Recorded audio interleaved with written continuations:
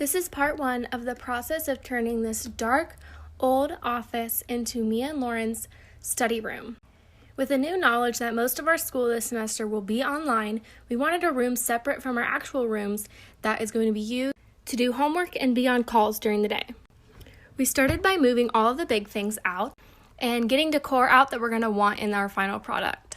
Moving the big things took the most time, and then we just did minor cosmetic changes. We had to take down all of the things that were in the office down to the basement where all the things are going to be relocated. By the end of this part, we're planning to just have this white table left as our study table, and then everything else will be totally gone. The couch, console, and TV were the heaviest things to move, and everything else was pretty easy that me and Lauren could do it.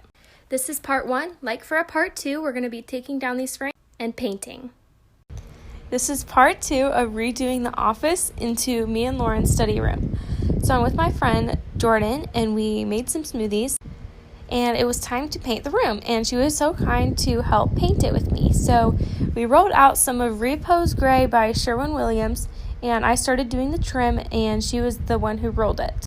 This is what it looked like after the first coat of that first wall, and here's Jordan rolling. And then I cut in on some of the outlets and the trim, and then we left for a little bit and came back. We went out shopping and everything and went to get some dinner, and we came back and did a second coat on most of the walls. Like for a part three, and let me know what else you want to see in the... Welcome to part three of turning this office into me and Lauren's study room. We started by spackling, which is pretty simple. You just rub it into the holes, any nail holes that were there before, and then you rub it dry. This time I had Lauren help me, which is my sister, who is also going to be sharing this room. We had to take out any of the screws and fill them up with spackle. Then we removed the blinds and the rack that put the curtains on. Then Lauren started rolling the top section of all of the room that's all green, and I'm just now realizing I guess I put this in slow motion or something. I don't really know. Okay, I think it's back to normal. Here I had to take out the blinds, and we're just gonna have an open window because it's not our bedroom, so it's fine to be open. Here's the wall before it's dry, and yeah, we finished all the painting in this part. Thank you for watching part of this, and we're going to go to the next part, which is part 4. I'll post in a second.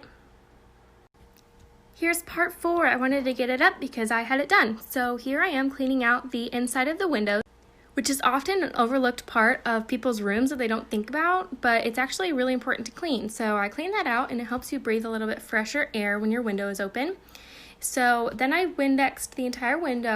It had a little bit of paint smudges on it just from being kind of messy painter, as you can see by how much paint is on my arms.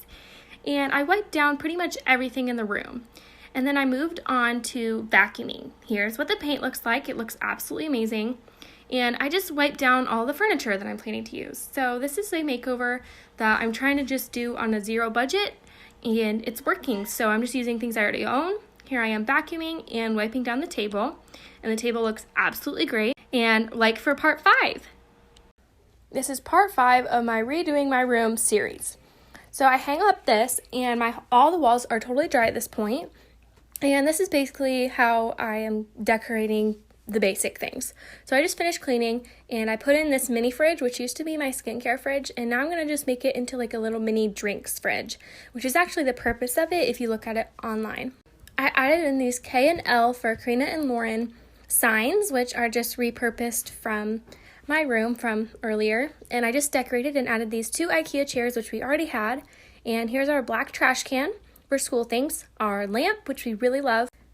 At the front of the room we have a charging station for our phones, and here is my chair and a little pillow and everything. We took ownership of designing our own desks because we kind of prefer it to be that way.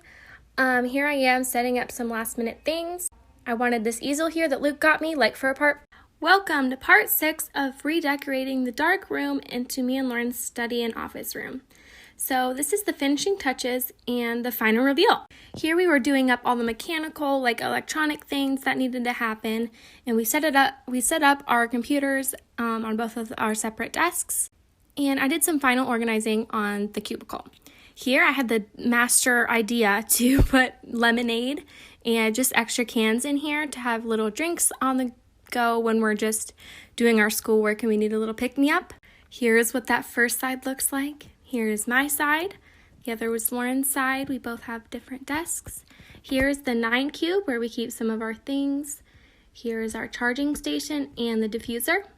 Here's the door out, and here's the rug next to the easel, and this is what it looks like when you walk in. We absolutely love it, and here's the finishing touch of the salt lamp.